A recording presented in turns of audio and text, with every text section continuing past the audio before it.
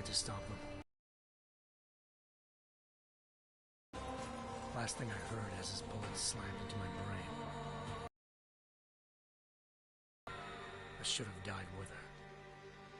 Only I didn't. But six. Violent, militant, and fanatically opposed to human augmentation.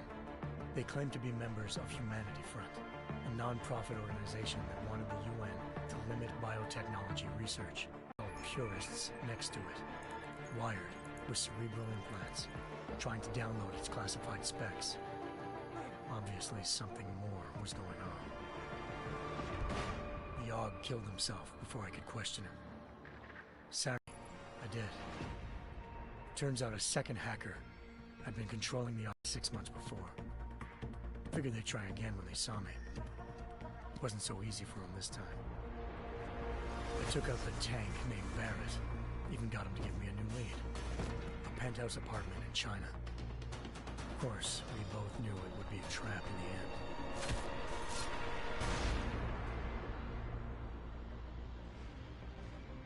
Hengsha Island, China.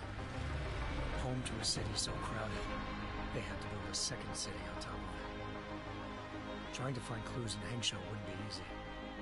Lucky for me, I wasn't alone.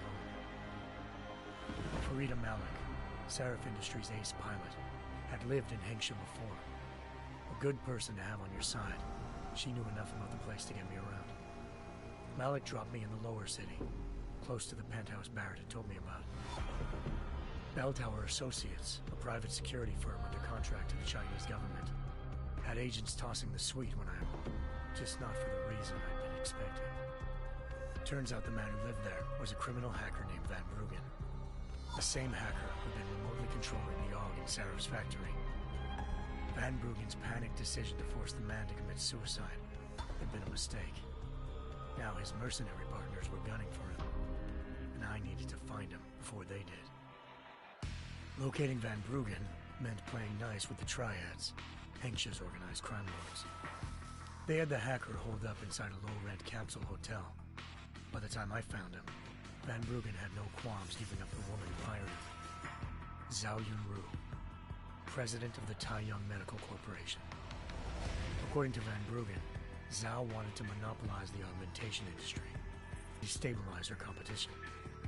Sarif Industries was at the top of her list.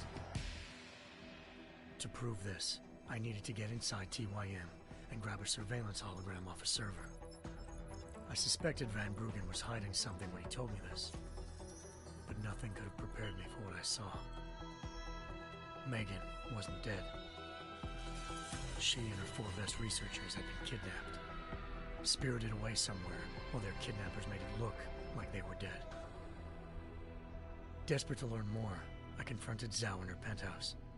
She claimed to be a pawn in a bigger plan, and hinted at a group so powerful it controlled global interests at a whim. Then she slipped into a panic room and hit the alarm, forcing me to make a very quick exit. Her confession made sense. David Sarif had been worried about his people. So worried, he'd required all of them to have subdermal locator devices surgically implanted. The GPOs would have been broadcast a single call to Picus, the world's leader in global 24-hour satellite news, and turn those signals off. I needed to fly to Picus headquarters in Montreal if I wanted to learn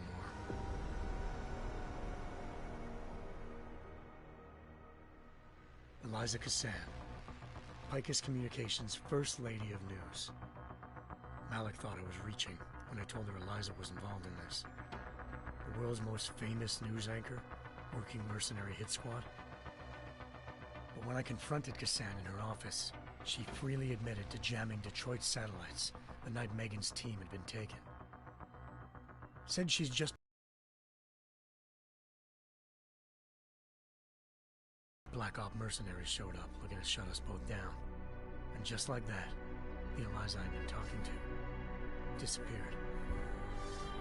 The Mercs were led by an augmented killer I'd crossed paths with twice before. Fedorova, a woman who'd made silence her best friend. She waited for me to track Eliza's transmission to a secret server room underneath the Picus complex, then jumped me from behind. A deadly fight ensued. I made sure she never moved silently again. With Fedorova down and no one left to keep Eliza quiet, she reappeared. Turns out Picus's First Lady of News wasn't a lady at all. She was a sophisticated AI program, engineered to monitor data streams and control what people believed.